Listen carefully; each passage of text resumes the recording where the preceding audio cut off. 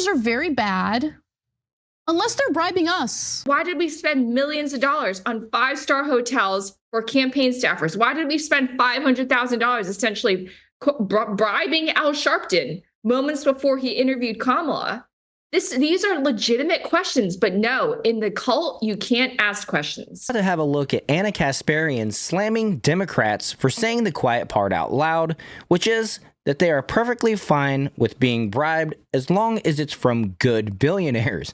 Of course, Ana thinks all billionaires are bad, and she even plays a clip of a candidate for the DNC chair saying that Democrats want the money as long as it's from the good billionaires. And as we all know, the Kamala Harris campaign spent $1.3 billion in only 3 months trying to defeat Donald Trump in this last 2024 election, which utterly failed and fell flat on its face.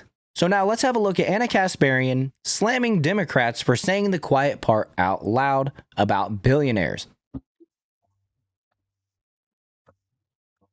There are a lot of good billionaires out there that have been with Democrats who share our values, and we will take their money, but we're not taking money from those bad billionaires.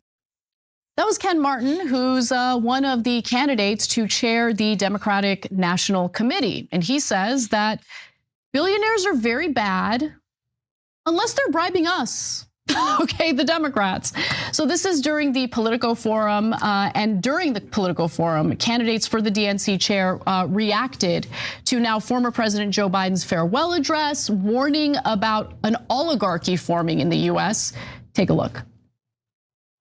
I want to warn the country of some things that give me great concern. This is a dangerous concentration, and that's a dangerous concentration of power in the hands of a very few ultra-wealthy people. The dangerous consequences if their abuse of power is left unchecked.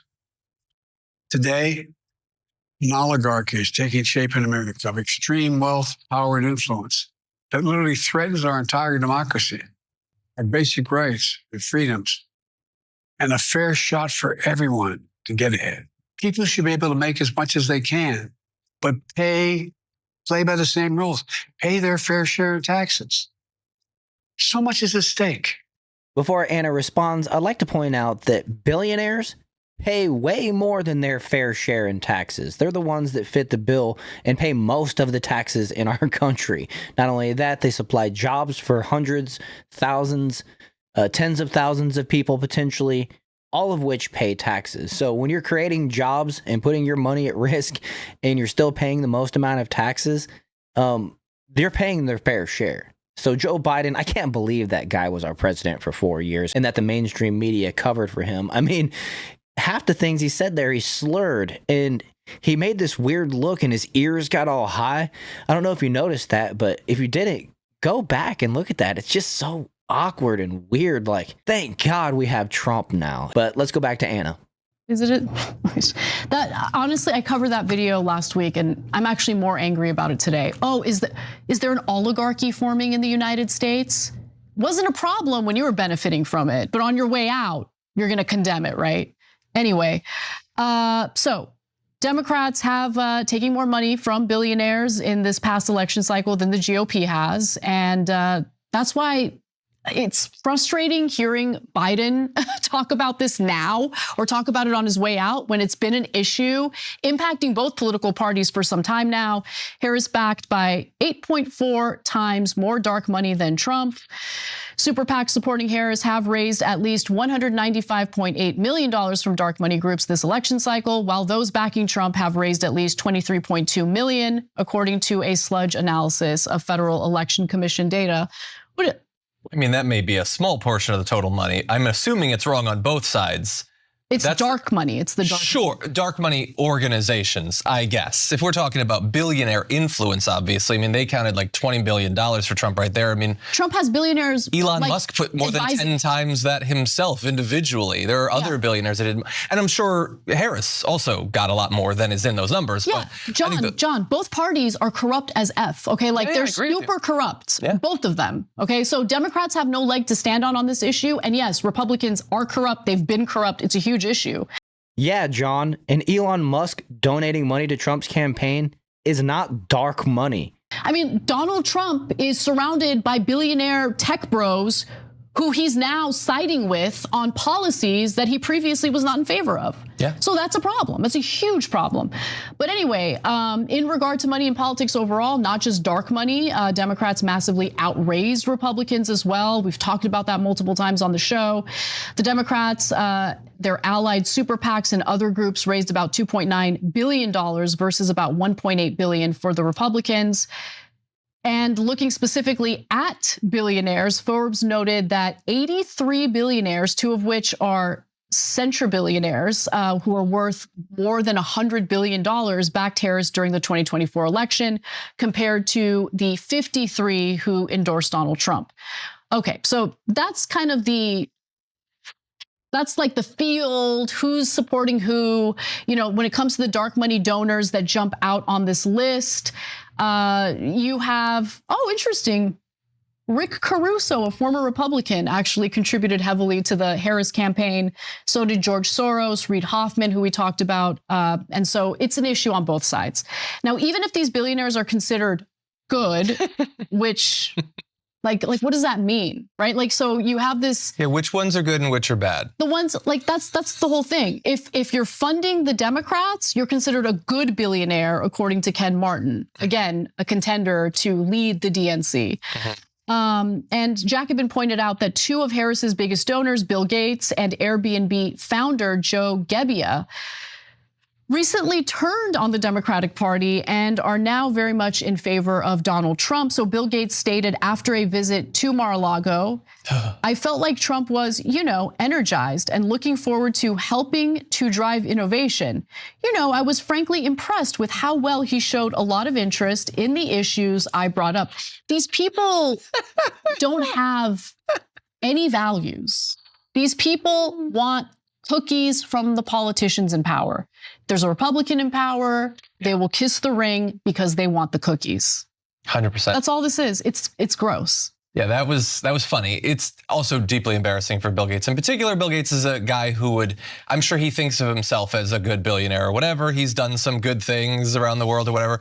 I don't personally think a good billionaire is even possible. I think they're, at best case scenario, lesser evil billionaires. But I also love the way he talked about Trump there. Was like he met with an unruly kid and he was like, he was energized this time and he showed interest in what I was talking about. Like, that's how he talked about the most powerful person in the world. Yeah, if you're kissing his ass because you want favorable policies from the Trump administration, he's gonna listen. He likes to have his ass kissed. Yeah, like, he's terrible. Like, the one thing I'll say about Trump, I have a lot of things to say about Trump, but he's the biggest ham of all time. Like, it is true. Like, he wants people to adore him. He craves it. He wants it. So if you're being complimentary to him, of course he's going to be engaged. You're complimenting him. Yeah. But look, I see the whole good versus bad billionaire thing as bad framing because it's not about their morality. Okay? It's about appealing to power to get, favors in return. I hate it so much when they try to vilify Donald Trump for him wanting to be loved by everybody, even though it was, in a way, one of his downfalls during his first term, which was that he tried over and over and over again to prove to the Democrats that he's not a bad guy so that they would like him, which ultimately they're in a cult. And one of the main rules of that cult is to hate Donald Trump. So there was nothing that he could have done. I mean, there was a joke going around that Trump could introduce the cure for cancer and the Democrats would still hate him and they would refuse to take the cure. And so I disagree with the framing of Donald Trump being a bad guy because he wants to be loved by everybody.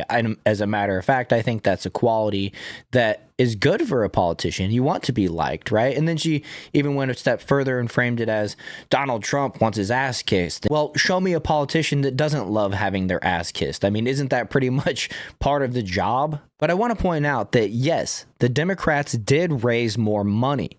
$1.3 billion they spent on the Kamala Harris campaign in only 3 months, which utterly failed. But the main point of that is one of the biggest fundraisers for the Democratic Party. Her name is Lindy Lee.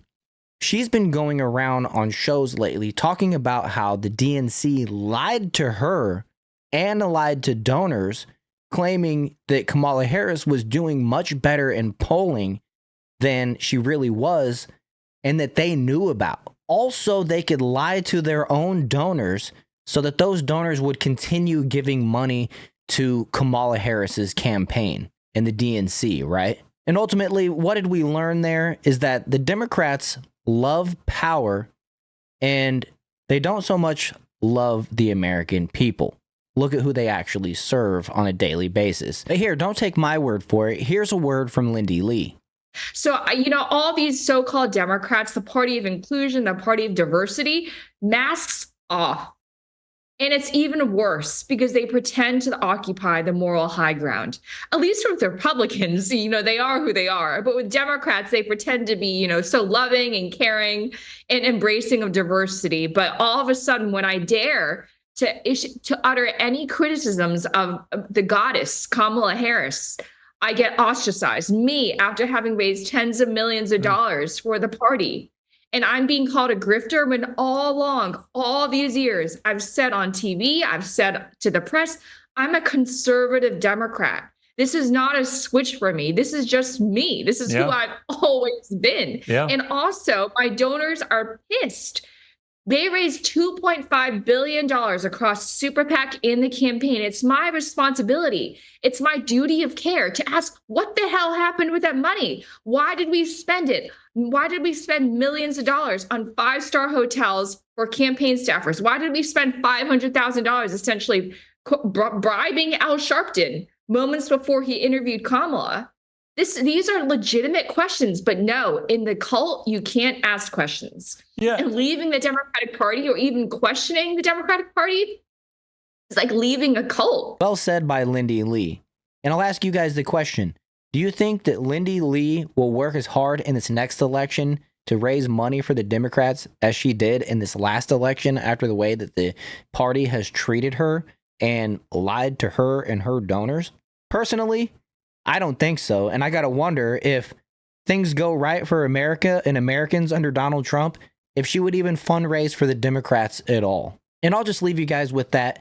I want to ask you to make sure you hit that like button, subscribe to the channel, and share this video if you enjoyed it. Also, I'll remind you that you can catch me live every Monday, Wednesday, and Saturday at 7 p.m. Eastern Time on this channel with the Jar Openers podcast. We do have a Discord, and you can join that by clicking the link down in the description. Also, check out the America First gear in the store. You might find something that you like. And other than that, thank you for watching to the end, and I'll see you guys in the next video.